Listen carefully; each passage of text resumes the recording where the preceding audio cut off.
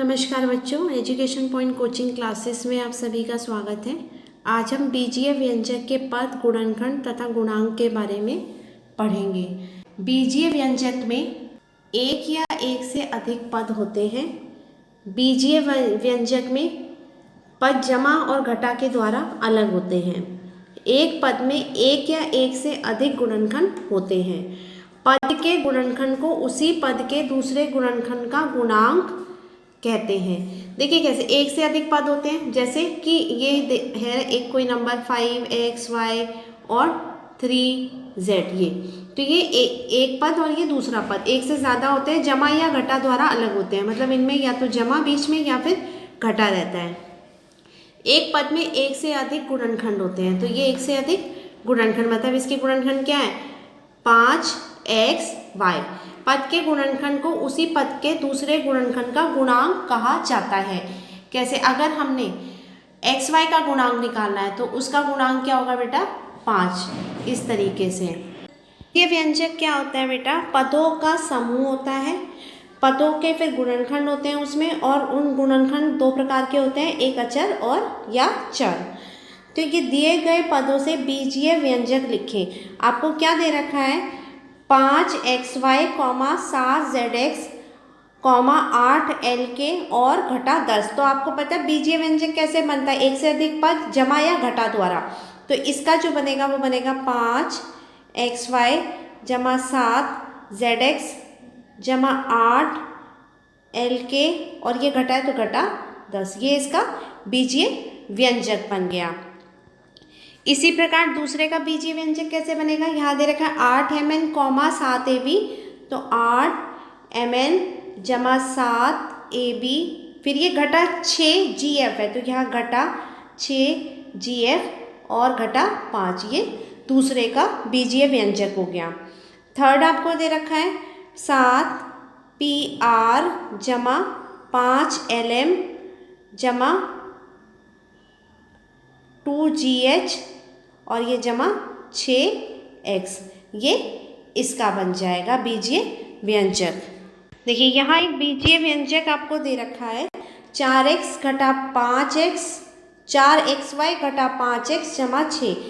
तो इसका जो पहला पद है वह क्या है 4xy घटा 5x दूसरा पद और 6 तीसरा पद। तो ये जो पहला पद है इसके गुणनखंड क्या होंगे बेटा, एक तो x और ये y, x y, और 4 के क्या गुणनखंड होंगे 1 2 4। 4 किस किस के टेबल में आता है 1 2 4। 5 का 5 1 x। ऐसे ही 6 का, तो 6 किसका है 6 1 2 3। तो इसके गुणनखंड ये हो गए। 6 किस किस के में 1 से डिवाइड भाग हो जाता है, 2 से 3 से 6 से, तो ये इसके गुणनखंड आ गए। अब ये जो इसके गुणनखंड है 1 2 4 x और y, इसमें इसका अचर भाग है क्या, पद का अचर भाग क्या है 4 और चर भाग x y। इसमें घटा 5 अचर भाग है और चर भाग x है। इसमें 6 इसका अचर भाग है और इसमें चर भाग कोई भी नहीं दे रखा है। देखिए ये तो थे इसके गुणनखंड। गुणांक कैसे निकालते हैं, गुणांक क्या बोला था कि किसी पद में किसी दूसरे पद का गुणांक क्या होता है, वह पद ही होता है। कैसे, जैसे अगर आपका प्रथम पद जो है वो 4xy दे रखा है, इसके गुणनखंड आपके आते हैं 4x और y। तो 4 का गुणांक मतलब आपका जो पद है वो 4xy है, तो 4 का गुणांक 4 को छोड़ के जो भी है वो उसका गुणांक होगा, मतलब xy। अगर xy का गुणांक निकालना है तो 4 हो जाएगा। अगर सिर्फ x का गुणांक निकालना है तो x को छोड़ के जो भी होगा 4y वो उसका गुणांक होगा, y का गुणांक 4x। मतलब किसी पद में जिसका गुणांक निकालना है उसको छोड़ के जो भी बचेगा वो उसका गुणांक कहलाएगा। देखिए यहाँ इसका दूसरा पद था घटा 5x, तो गुणनखंड आए 5x और घटा 1। तो यहाँ घटा 1 का गुणनखंड आएगा 5x और 5 का गुणनखंड आएगा बेटा, गुणांक आएगा घटा x। देखिए यहाँ दूसरा पद क्या था इसका घटा 5x था। अब इसके अगर गुणनखंड देखें तो क्या है 5x और घटा 1। तो घटा 1 का गुणांक क्या होगा बेटा, घटा 1 को छोड़ के जो बचा वो उसका गुणांक होगा, तो ये 5x आ गया। और अगर आपको 5 का गुणांक निकालना हो तो क्या होगा 5 को छोड़ के जो भी बचा, क्या बचा, घटा x, तो 5 का गुणांक घटा x हो जाएगा। देखिए क्वेश्चन क्या दे रखा है, यहाँ क्वेश्चन दे रखे हैं कि दिए गए पदों के गुणनखंड ज्ञात कीजिए। तो पहला जो आपको दे रखा है वो क्या है, 12xy, तो इसका हो जाएगा 2 2 3x और y। तो क्या गुणनखंड कैसे बने, 12, 2 दूनी 4, 4 3 12, तो ये हो गए, और x और y। ऐसे अगर आपको 20ab का निकालना है, 20ab, तो 20ab का होगा 2 2 5, 2 दूनी 4 और 4 पंजे 20, और a और b।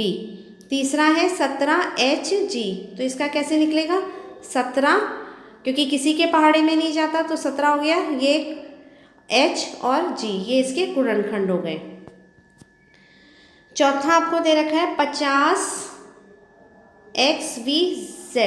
तो 50 के कैसे बनेंगे, 50 का अगर आप गुणनखंड निकालते तो क्या होगा, 2 5 5, तो 2 पंजे 10 और 10 गुणा 5 50, और ये कॉमा x v और z, और अगर घटा 40 mn, इसका क्या होगा, इसका हो जाएगा 2 2 2, कितनी बार आएगा, 2 दूनी 4, 4 दूनी 8, और यहाँ पर आएगा आपका 5, ये हो गया 40 m n, और 5 छठा आपका है 24 x की घात 2 y, तो इसका 24 का क्या बनेगा, 2 दूनी 4, 4 दूनी 8, 8 दिया 24, और x कितनी बार है, 2 बार, x और ये y।